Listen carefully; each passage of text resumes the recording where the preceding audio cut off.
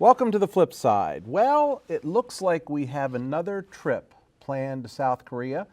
And this could be a good thing, Ron. They're saying, the developer's saying at least, that the Fort Ritchie project is ready to go. What can you tell us about it?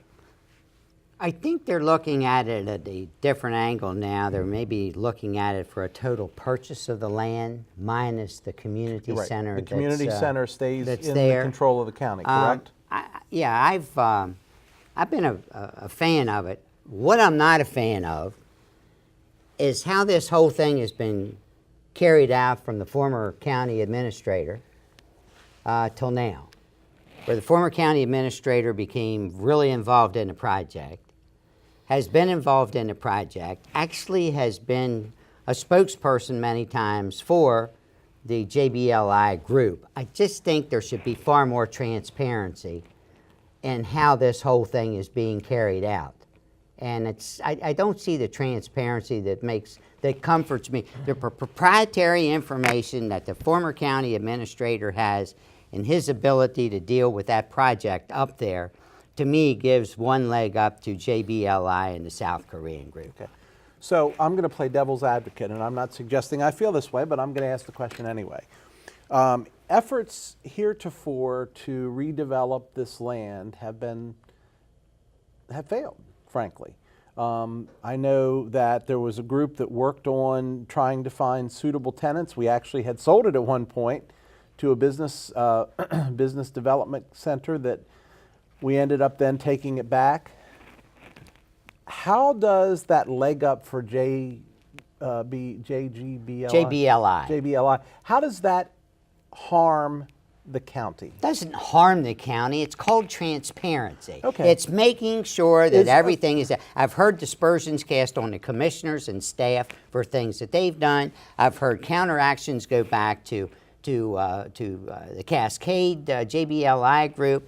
If it were all done the way it should be done and it be fully transparent, there would be no question. There would be nothing in anybody's mind of where that project really sits. So let's make a distinction between transparency and a conflict of interest. In your mind, does Greg Murray, in his new role, have a conflict of interest with things that he knew from his days as county administrator? No, but I think he had a conflict of interest in doing two jobs at the same time when he was county administrator and then when he became involved there.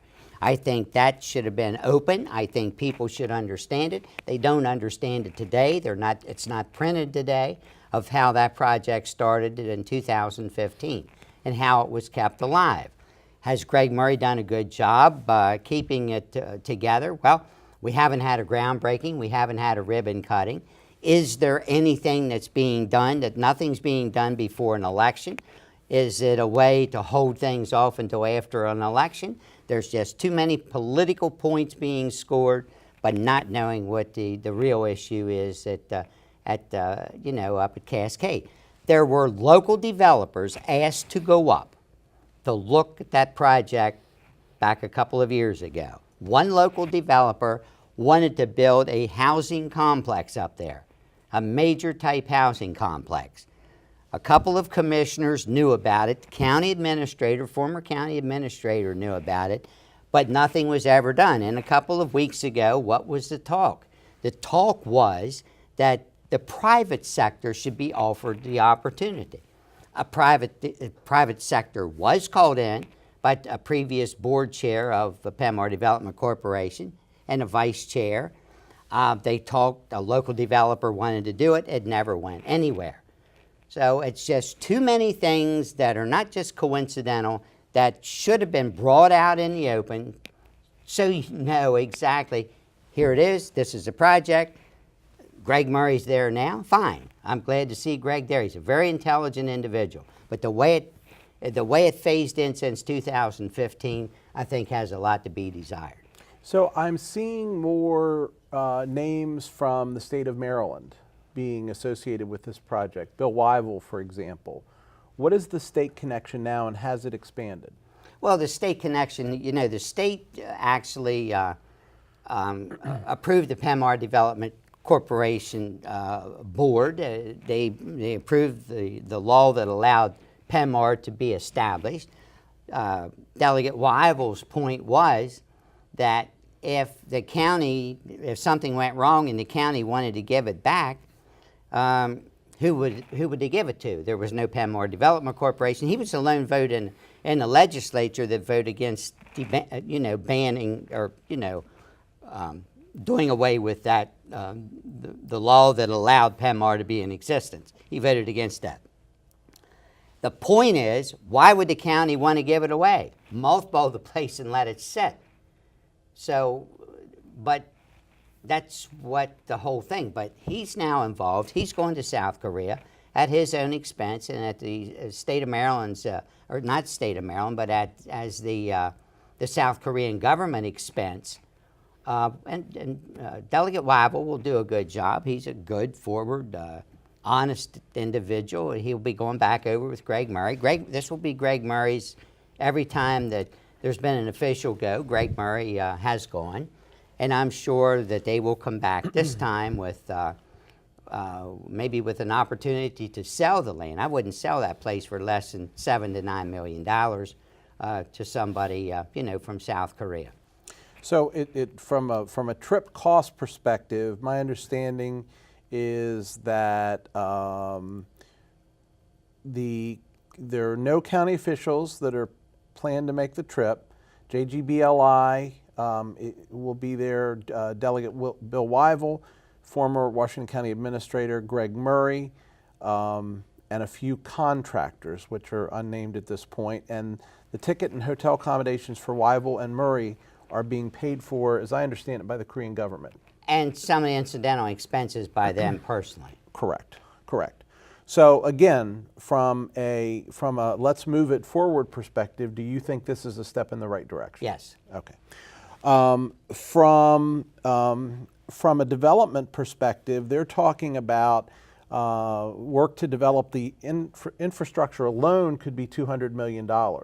And they're talking about that getting kicked off potentially in December or January of next year. I don't know how you build infrastructure in the middle of a winter, but that's another question. Well, it all depends there on what the zoning will be, how it's subdivided out for unique parcels. As an example, if you go out to Summerlin, they're on the corner of Security Road and Eastern Boulevard. Mm-hmm. Beautiful subdivision. All those houses sit in there together. You don't have lot lines, setbacks, and that type of thing. You got the road system, how it's done, and then you have a homeowners association that does the grass and all the incidentals, maintains the roads, etc.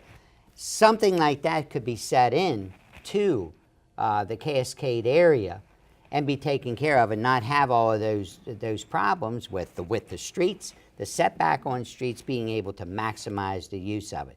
How you get water all through the area, how you get sewer all through it. You're going to run natural gas through it.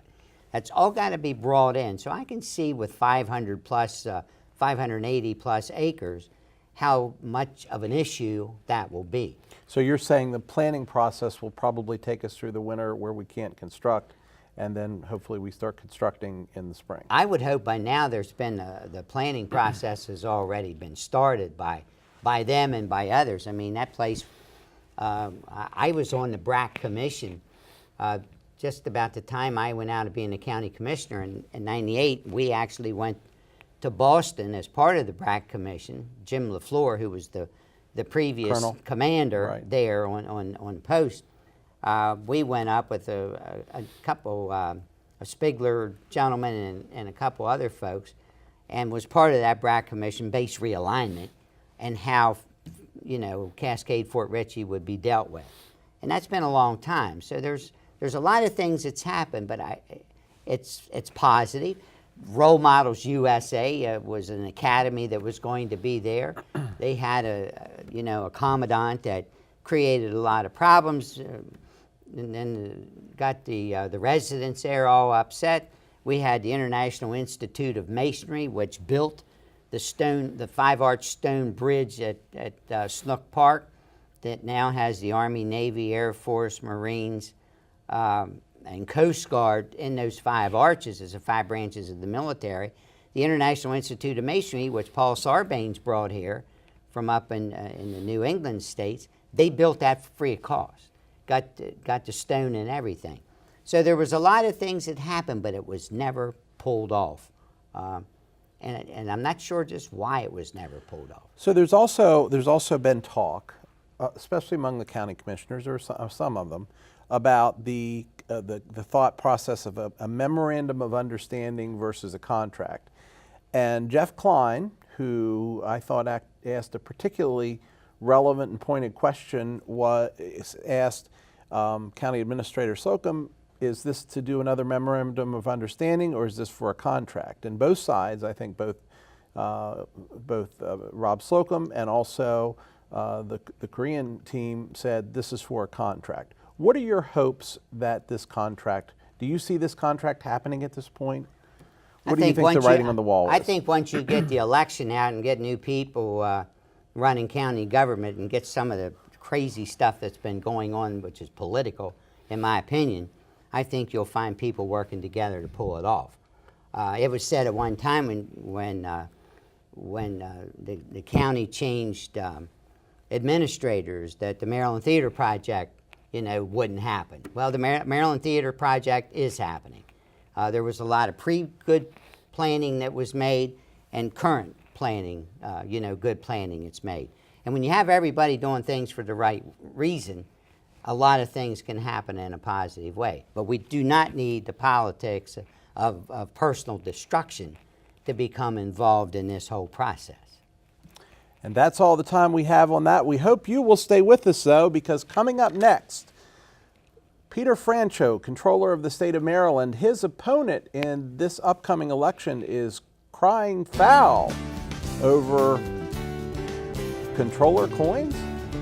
We're back with that story in 3 minutes.